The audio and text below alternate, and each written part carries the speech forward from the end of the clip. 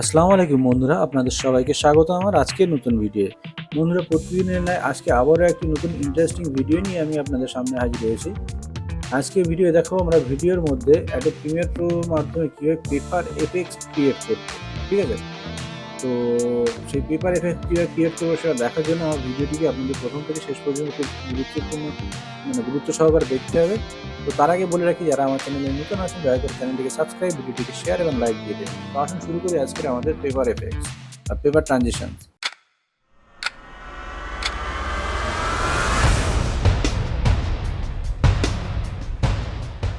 তো আমরা এখন অ্যাডোব প্রিমিয়ার প্রোটাকে ওপেন করে নিলাম, নেওয়ার পরে একটা সিকোয়েন্স রেডি করে নিলাম এবং প্রজেক্ট প্যানেলে একটা ভিডিও ফুটেজে নিয়ে নিলাম। এরপরে আমাদের একটা আপনার ব্ল্যাক পেজ নিতে হবে বা টেক্সচার নিতে হবে। তার জন্য আমরা যেখানে আমরা সেটা সেভ করে রেখেছি সেখানে চলে যাবো, গিয়ে সেটাকে আমরা এখানে নিয়ে নিলাম, ঠিক আছে? এরপরে আমরা এই ভিডিওটাকে ড্র্যাগ অ্যান্ড ড্রপ করে টাইম লাইনের উপর নিয়ে চলে আসবো। ভিডিওটিকে আমরা প্লে করে আমরা দেখে নেব যে আমাদের কোন পজিশনে এফেক্টটা দরকার। ধরুন সাপোজ এই পজিশন, ঠিক আছে? তার জন্য আমরা এখানে এই যে প্রিভিউ প্যানেলে যে দেখুন এক্সপোর্ট ফ্রেম, এর উপরে ক্লিক করব। করলে এখানে একটা পজিশন, এখান থেকে আমরা পিএনজি ফরম্যাট করে দেবো।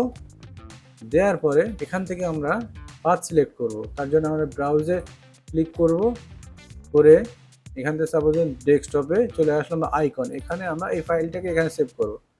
করে সিলেক্ট ফোল্ডার করে দিলাম, ইম্পোর্ট ইনটু প্রজেক্ট, একে আমরা ক্লিক করে দিলাম, দিয়ে ওকে করে দেব।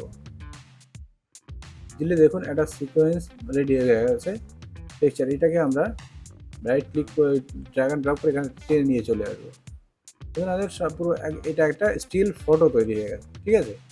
এবারে আমরা এটাকে বেশি বড়, জাস্ট ছোট একটা স্টিল ফটো ইউজ করবো এটাকে, ঠিক আছে? তারপর আমরা এটার উপরে ক্লিক করব, করে রাইট ক্লিক করব, রাইট ক্লিক করে এখান থেকে এডিট ফটোশপ এর উপরে ক্লিক করব। করলে এবারে আমাদের সামনে দেখুন ফটোশপ খুলে গেছে, ঠিক আছে? ডাইরেক্ট আমরা এখান থেকে ফটোশপে চলে আসলাম। আসার পরে এবারে আমরা ওই যে পেপারটাকে সেভ করে রেখেছিলাম, এবার আমরা সেইখানে চলে যাব। এই লোকেশন থেকে পেপারটাকে ড্র্যাগ অ্যান্ড ড্রপ করে আমরা ফটোশপের উপরে ছেড়ে দেবো। এই পেপার টেক্সচারটাকে ড্র্যাগ অ্যান্ড ড্রপ করে ফটোশপে নিয়ে চলে আসব। তারপর আমরা দেখুন এই সাইডে লেয়ারে চলে যাব, গিয়ে এটাকে মাউস দিয়ে চেপে নিচে নামিয়ে নেব। নিলে এখন আমাদের ফটোটা উপরে চলে এসছে লেয়ারের, ঠিক আছে? তারপরে আমরা করব কি, কিবোর্ড থেকে আমরা অল্ট প্রেস করব, করে যে এই অ্যারোটা যখনই দেখে এর উপরে ক্লিক করব, ঠিক আছে? ক্লিক করে দিলাম। দেওয়ার পরে দেখুন এরকম একটা এফেক্টস চলে এসছে সামনে আমার। তারপরে আমরা লেয়ারটাকে সিলেক্ট করব, নর্মালে ক্লিক করব, এখান থেকে আমরা স্ক্রিনের উপর ক্লিক করে দেবো, ঠিক আছে? স্ক্রিনে ক্লিক করলে দেখুন আমার ছবিটাকে দেখলে আপনি বুঝতে পারবেন।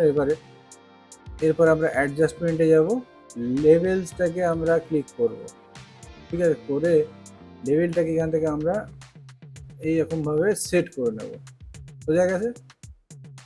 তো ধরুন আমরা এদিকে গেলে এমন হবে, এদিকে জাস্ট ধরুন এরকম, মানে একটা পুরোনো দিনের ছবি যেমন ভাঁজ করে রাখা আছে, সেম জিনিসটা এখানে তৈরি হয়ে গেল। ওকে, তারপরে আমরা এটাকে কিবোর্ড থেকে অল্ট কন্ট্রোল শিফট চেপে ডাব্লিউ প্রেস করব।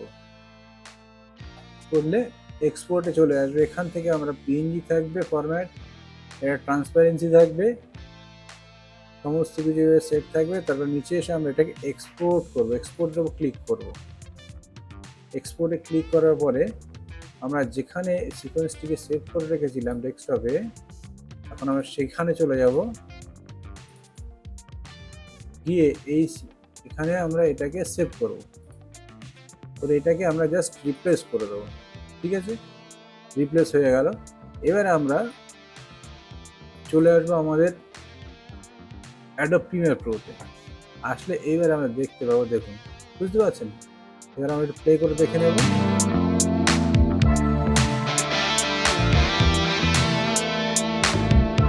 দেখতে কত সুন্দর একটা ফটো এফেক্ট আমরা পেপার এফেক্ট স্টিল ফটোগ্রাফে পরিণত করে দিলাম। তো এইভাবে আমরা এই এফেক্টসটিকে তৈরি করতে পারবো খুবই সহজে।